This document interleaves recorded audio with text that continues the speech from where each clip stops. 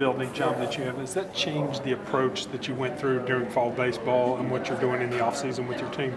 Yeah, we had since we got so many new guys, it was more of an evaluation thing.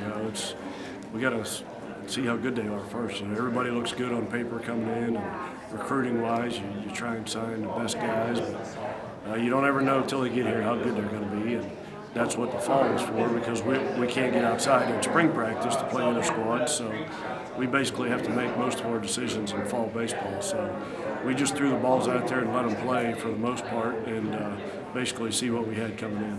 Can you describe that process a little bit? I mean, so assuming you just go out, scrimmage, you've got pitchers, hitters, do situation kind of things.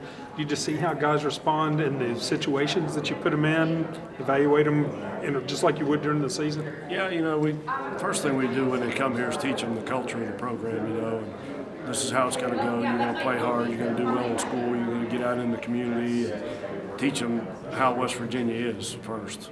And beyond that, we don't want to start changing guys until we see how good they are, see if they can have success at this level. So, to answer your question, a lot of those guys, we just put them out there and let them compete and see how good they are. And if we need to make adjustments after that, that's what we do in the offseason. Did you have any thoughts about lightening up your out-of-conference schedule a little bit, knowing all the inexperience that you have, all the new guys, and I'm assuming that you're in the out-of-conference season, you're still going to be doing some of that evaluation? Yeah, I don't know. I like to play the best people possible. I think the kids like playing against good teams, the coaches like playing against good teams, the fans like watching you play against good teams, so I don't get much out of not playing a quality opponent. So we're going to load that schedule up with as hard of people as we can and make it exciting for everybody to come to the games. So plus we schedule 3 years in advance. So when I first got here and made this schedule, who knew that the juniors on this year's team were going to sign pro? And, you never have the team you thought you were going to have 3 years in advance. So you never knew it was going to be a rebuilding year this year. So we just loaded it down with the best people we could. What have you learned about your team thus far through fall and through the practices you have been able to get in? A lot of fun to coach, really eager to learn. They're going to have the older guys on this team that have been with us for a couple of years now.